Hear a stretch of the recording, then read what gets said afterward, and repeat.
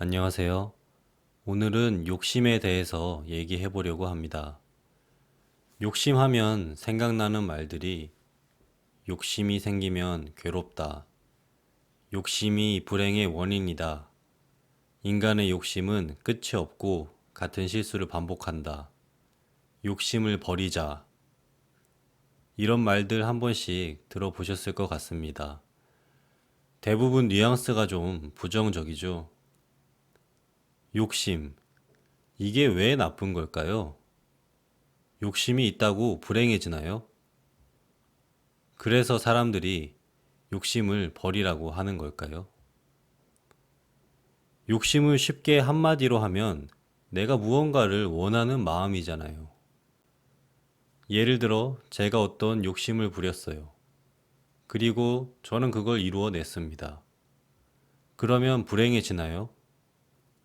아니죠. 욕심을 실현하고 성취하면 행복하고 기쁘잖아요.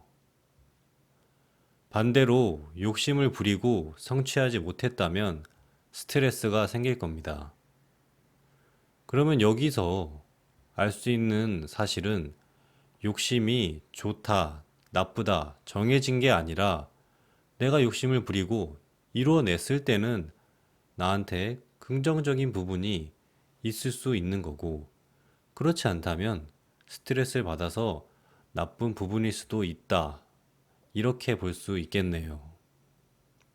그럼에도 불구하고 많은 사람들이 욕심을 다 버리라고 합니다. 그런 유튜브 영상도 많은 것 같아요. 내용은 안 봐서 모르겠지만 욕심을 다 안 버리면 불행해진다. 그런 내용이려나요? 하지만 여러분 잘 생각해 보세요. 욕심을 다 버리려고 내가 마음 먹는 순간 무언가를 원하는 마음이 생겼죠.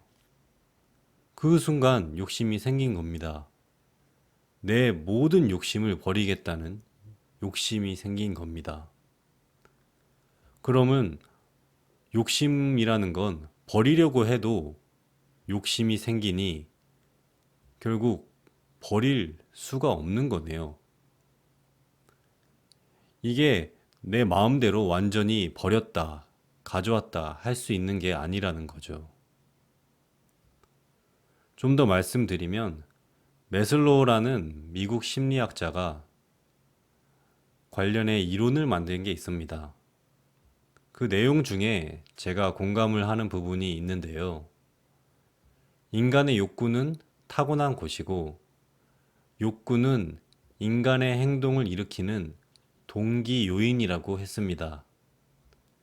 욕구, 욕심, 욕망, 다 같은 말이고요. 문맥에 따른 쓰임의 차이가 있지 본질적인 의미에서 차이는 없습니다.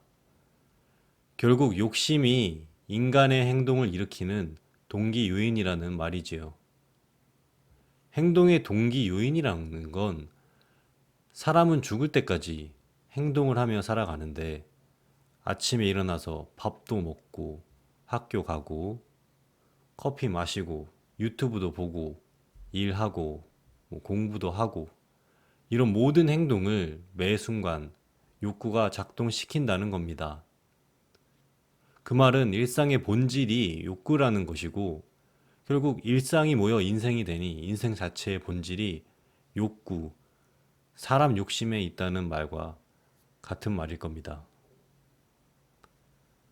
그럼 이제 욕심을 다 버린다는 건, 욕심이라는 건 인생 자체의 본질인데 이걸 다 버린다는 건 말이 안 되는 얘기라는 게 이해가 되시죠?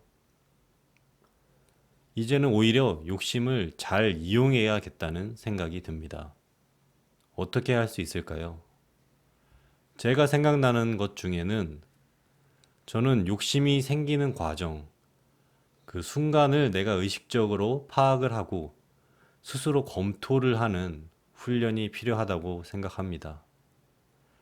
이게 정말 나를 위한 것인지 아닌지 검토 후에 나에게 좋은 욕심이라고 판단되면 남겨두고 그렇지 않다면 흘려보내고 더 이상 그 욕심에 고통받지 않는 지혜가 필요하다고 생각합니다.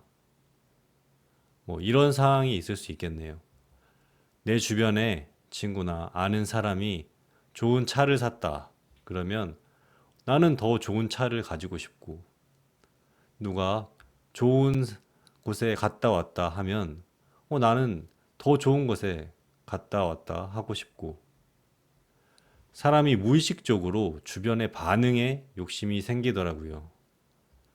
그런데 이렇게 무의식적으로 들어온 욕심은 나를 위해 도움이 되는 욕심일 수도 있지만 그렇지 않을 수도 있습니다. 무의식적으로 생기는 욕심을 막을 수는 없겠죠. 하지만 내가 의식적인 필터가 있고 그런 순간에도 욕심을 선별할 수 있다면 나의 스트레스나 괴로움을 줄일 수 있을 겁니다. 욕심 다 버릴 수도 없고요. 그럴 필요도 없습니다. 오늘은 여기까지 말씀드리겠습니다. 감사합니다.